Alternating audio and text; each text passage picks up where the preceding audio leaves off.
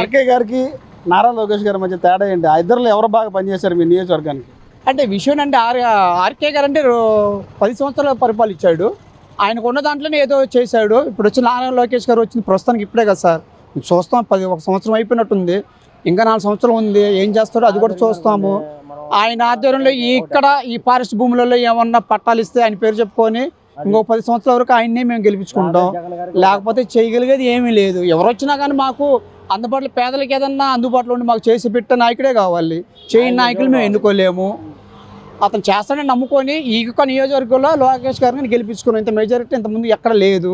అంటే వైఎస్ఆర్సీపీ కానీ అంతకుముందు ఉన్న కాంగ్రెస్ పార్టీ కానీ అంటే 4 సార్లు ఎమ్మెల్యేకి ఇక్కడే గెలిచారు సార్. హనుమంతరావు గారి కాడ నుంచి కానీ కాండ్రు కమలా గారి గురించి కానీ ఆర్కే గారి గురించి కానీ 4 సార్లు గెలిచారు. ఇప్పుడు వాళ్ళకు కొద్దిగా మాకు బాగు చేయట్లేదని చెప్పేసి పేదవారం పట్టించుకోవట్లేదు కాబట్టి ఈ లోకేష్ గారిని ఇంత మెజారిటీ గెలిపించుకున్నాం.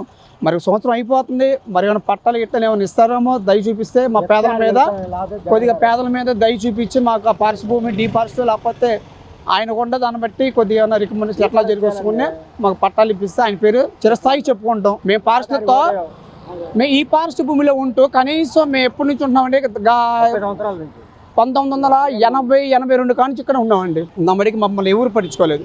ఈ లోకేష్ గారు కానీ వచ్చి మాకు ఏమన్నా ఇస్తే ఈయన పేరు మా పిల్లలు కానీ చెప్పుకుంటాం పట్టాలు ఇస్తే.